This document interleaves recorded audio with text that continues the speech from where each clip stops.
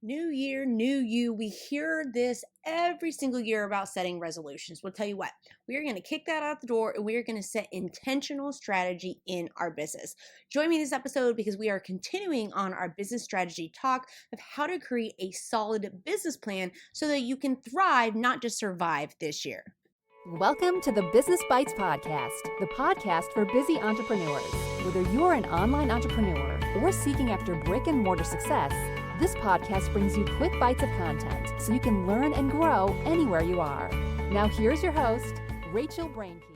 Welcome to a new year, friends. If you are listening to this when I publish this podcast, my name is Rachel Brainke, and I am the host of the Business Bites podcast, which is where you are right now. Whether you're consuming this middle of the year or the first of the calendar year, I am kicking off an entirely new plan for all of you listening to go on the path that I use in my own businesses. Because here is the deal. The whole point of me getting into entrepreneurship, no matter what industry I've been in, I've owned a co-working space, online apparel store, online education, I own a law firm.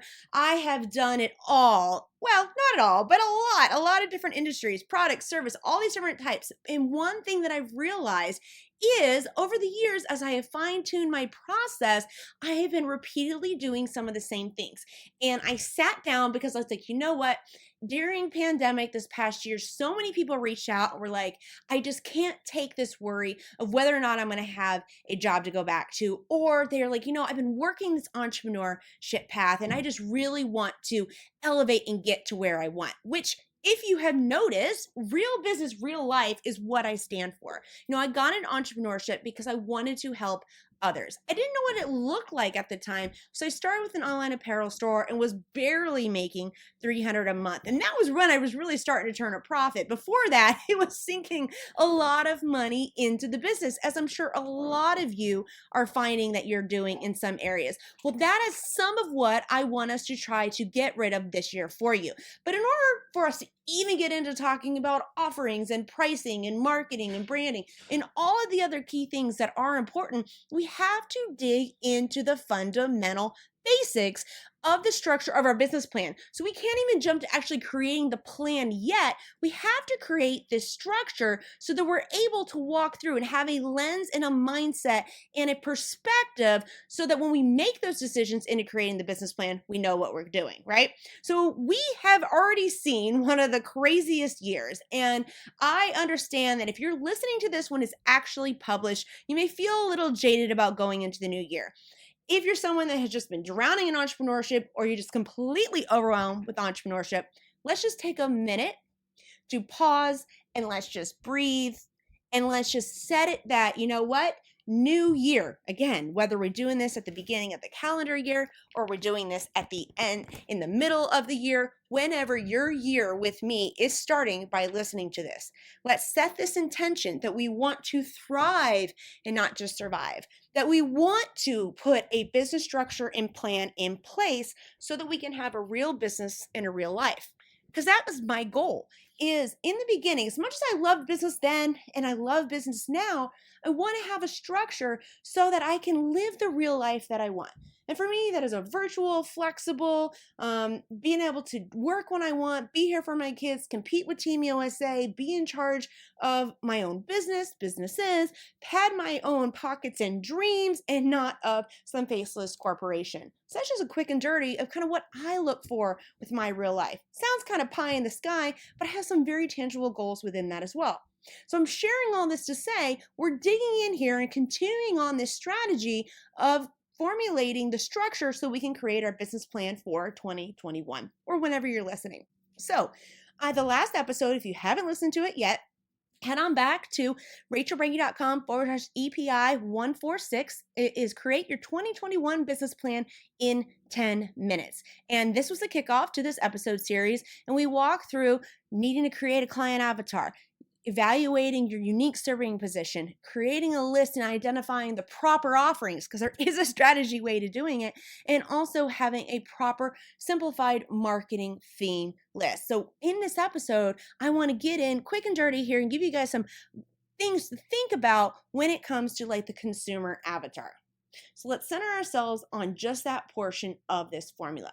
And again, this is the foundation I use for whenever I'm going to write a social media post, produce a podcast, take an opportunity such as a speaking engagement, take on a client, etc. I want to think of the consumer avatar plus my unique selling serving proposition plus how can I offer and fulfill that, as well as how can I educate and serve within a theme, because then it's better well received. So part one of this is the consumer avatar.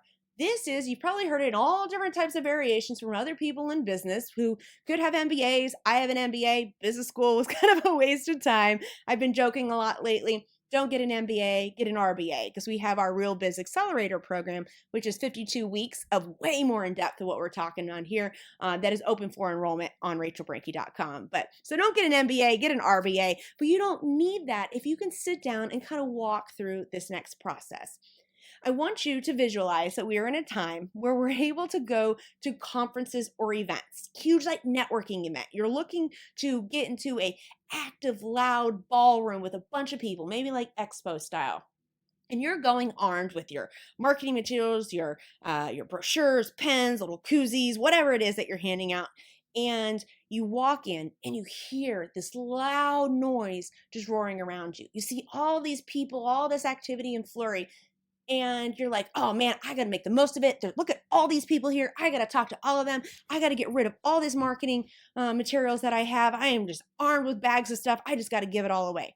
So you start running around furiously all over the expo center, the banquet room, whatever it is that you're visualizing. You're handing this there. You're handing that there. You're just barely getting to know. Oh, your name's Sally? Well, my name's Rachel. Here's a business card. Okay, talk to you soon. Then you're running over. Hey, Jim, guess what? My name is Rachel Branke. Great to meet you. Have a koozie. Yes, I am an attorney. Yes, I could help you. Let me talk to you later. And you're running here and there and everywhere.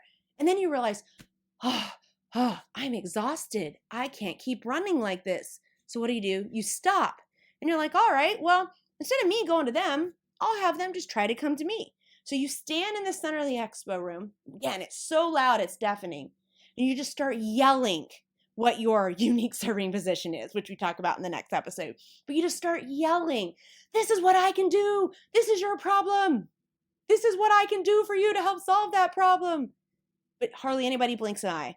A couple people get kind of agitated. They kind of look your way. And you start to walk towards them, but they turn away. So you've wasted that energy and focus and time. All right. Do you guys see where I'm trying to visualize and go with this? If you're trying to talk to everyone, you're not going to have the quality connections. You're going to have waste of resources, waste of time and energy trying to scream out to the masses. And that's what happens when you don't visualize a very specific and create a very specific consumer avatar. This is the avatar. Remember back in like MySpace and message board days when you could create your avatar? You didn't get to upload a profile picture then. You got to be whoever you wanted. Well, we're creating that visual representation, this avatar, but it's also not going to be visual. It's also going to be internal and intrinsic type of values and demographics as well. And we're creating this so we know exactly who we're going to talk to. Because let's contrast this expo example with you walk into the expo, still loud, all loud as all get out.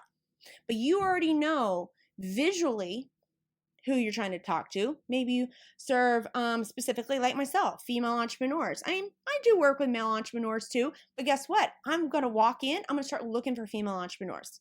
I typically work with folks that are in their middle 30s, typically moms, don't have to be, but they may have children at home in school.